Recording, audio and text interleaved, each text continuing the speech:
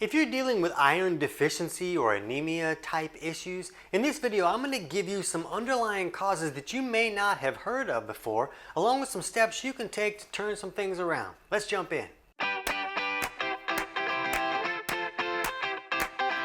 TC Hale is not a doctor and does not claim to be a doctor or licensed in any type of medical field. Don't be an idiot and use anything heard on the show as medical advice. This information should be used for educational purposes only, and you should contact your doctor for any medical advice. Now get off me.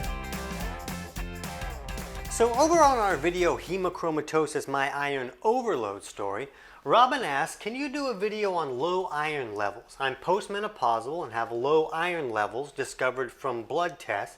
And from my research, I've discovered that there's a proportion of postmenopausal women who have a problem with iron absorption.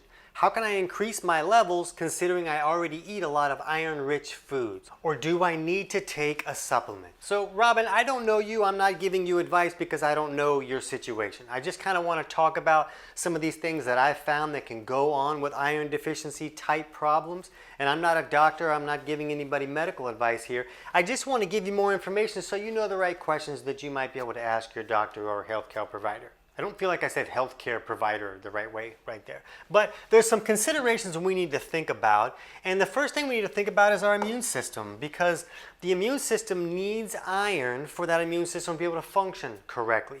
And a bacteria in our gut, the good bacteria, they need iron for them to be able to grow and thrive. But the situation is that bad bacteria also need iron. And if there's too much iron in the system, it can actually open up the person to access infections and have these infections go a little bit rampant a little bit easier. So we really don't want too much iron in the system. And that video that I talked about, we'll put a link in the description below for that video about my hemochromatosis issue, which is an issue where a person absorbs too much iron. So too much iron can be just as problematic, if not more problematic, than a person not having enough iron. So when it comes to infections, the body even has this little jam that it does called sequestration, where it'll kind of bind up a lot of the minerals to keep these pathogens from getting them so that they can't thrive. So the body will kind of bind these up, which means you might not have access to things like iron when that's going on. And then when the infection is cleared up, then all of a sudden the body can access everything that it needs. But if somebody has some type of chronic infection, then it could restrict the person's ability to access iron and other things that the body really needs. And something else we want to think about is that the world just kind of fortifies a lot of our food with iron. Like, you can see YouTube videos of people that like take cereal flakes and they'll put in a little bit of water and then they'll drag the flakes around with a magnet because there's so much iron that they're just putting into all this food.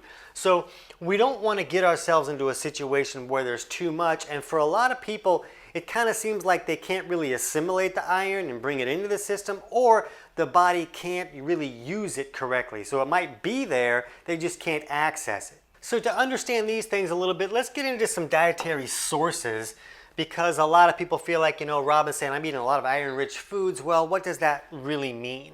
There's lots of different types of anemia, and we're kind of talking about iron deficiency and anemia here. But, someone who's a vegan who might not be getting a lot of that iron sources from like animal meats, they might have a deficiency issue going on. And there's different types of iron to consider. We have heme iron that you would find in animal products like meat, and chicken and fish and seafood and things like that. And then there's non-heme iron that's found in vegetables. And for most people, the non-heme iron, you really don't access that iron very well. Most people only assimilate a very small portion of that type of iron. So if you're not eating enough animal proteins, you might have a hard time really bringing it into the system. And the other thing to consider is that the body needs to be able to access it once you do bring it into the system. So people talk a lot about that vitamin C can help a person assimilate more iron from their food. A lot of the studies though, and I'll put links in the description below, talk about ascorbic acid vitamin C, which is really just an acidifier. And some of those studies even talk about how it helps assimilate that iron because it's acidifying that environment. And so that could be something that a person could do, is that it's very easy to take some more vitamin C when you're eating these iron-rich foods, and that seems to have the ability to improve the person's ability to bring it in. But what can be really important is stomach acid and bile flow.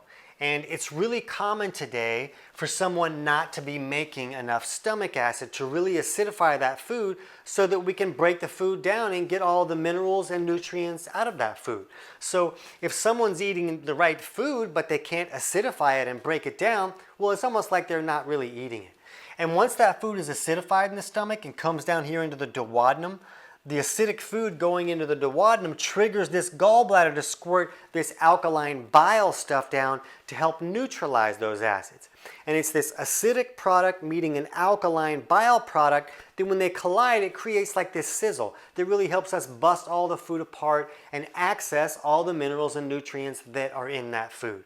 So it's really common for this stomach acid not to really be there. A lot of people don't make enough. And it's really common for someone's bile to become too thick and sticky so it can't really flow. So then it's not coming down.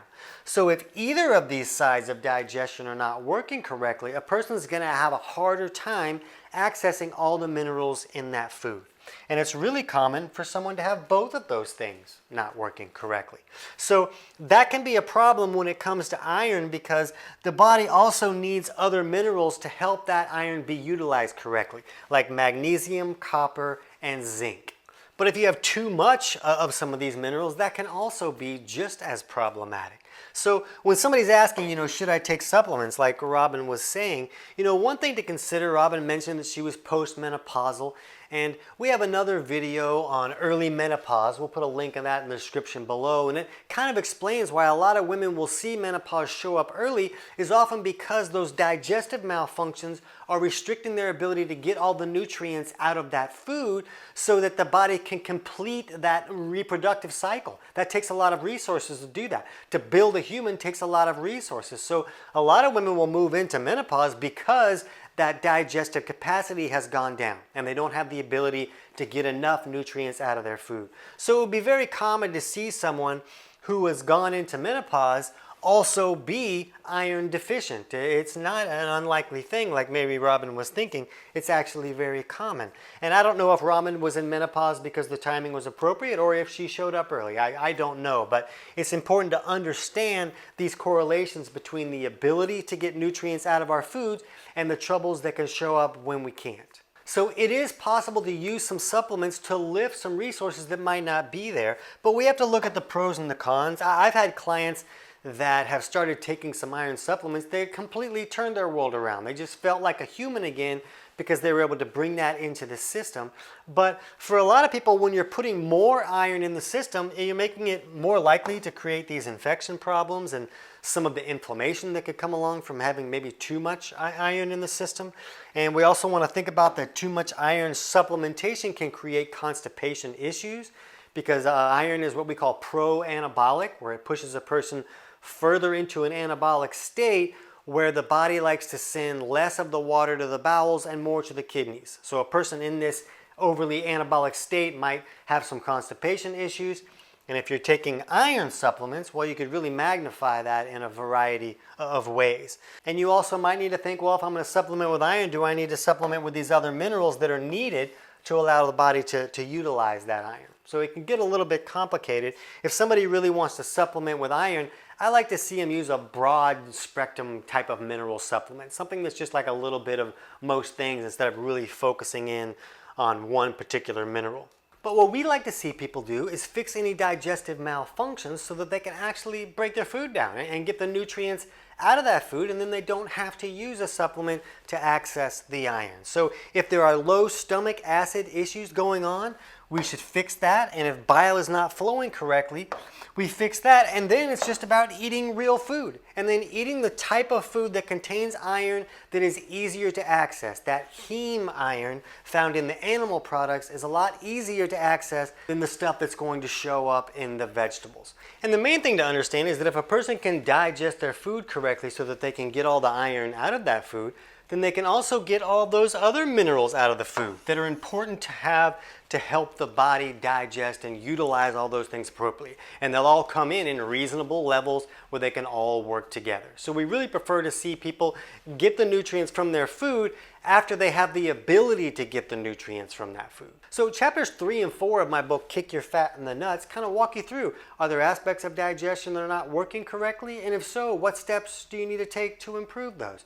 And the book is available on Amazon, but I'm going to put a link in the description below so you can get the whole thing totally for free. And if you're not sure if you're having digestive issues right now, you can jump over right now and check out our video on 10 signs of low stomach acid and 10 signs of poor bile flow. So you can get insights of, are these issues a problem for me, and would correcting those help my body have easier access to some iron? I can't wait to hear about your results.